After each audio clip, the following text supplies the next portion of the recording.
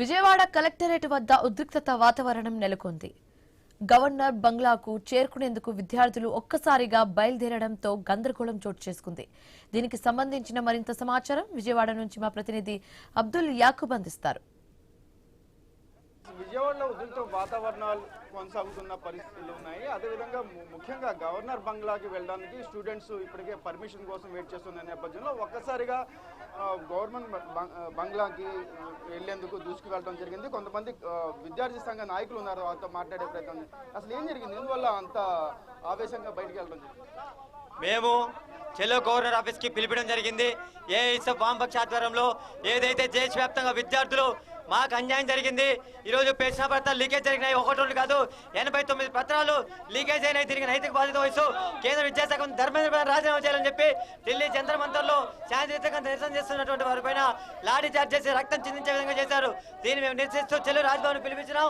దీని మార్గ మధ్యలో ఈరోజు పోలీసు వాళ్ళు అడ్డుకొని మీకెందుకు మేము గవర్నర్ గారిని కల్పిస్తాం, మీరు 6 మంది అన్నారు. కానీ మార్గ మధ్యంలోనే ఆపి ఆ విధంగా మీరు హామీ ఇచ్చి మళ్ళీ మీరు వెయిట్ చేయండి గంటల సర్వే వ్యవహరిస్తున్నారు. కావున ఈ పోలీస్ వ్యవస్థ ఉద్యమాన్ని నిరుగార్చడానికే ఈ పద్ధతిలో వ్యవహరిస్తుంది. కానీ ఎక్కడ విద్యార్థి సంఘాలని అక్కడ గవర్నర్ గారిని కల్పించే విధంగా ప్రయత్నించలేదు.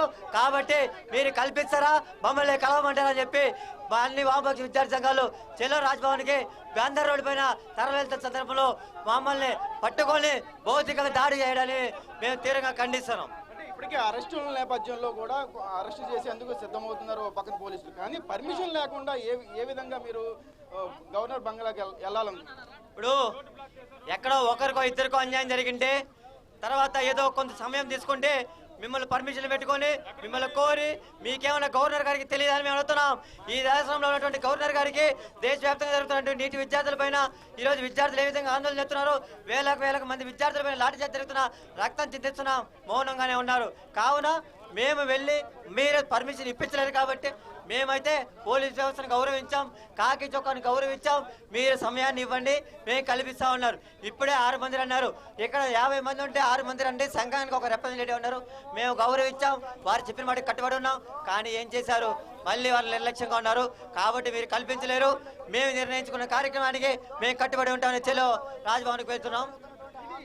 ఓవరాల్ గా చూసుకుంటే విజయవాడలో ఒక ఉద్రిక్త వాతావరణం కొనసాగిందని కూడా చెప్పుకోవచ్చు. కొద్ది క్షణాల్లోనే పెద్ద ఎత్తున విద్యార్థి సంఘ నేతలు గవర్నర్ బంగ్లా ముట్టడికి చేశారు.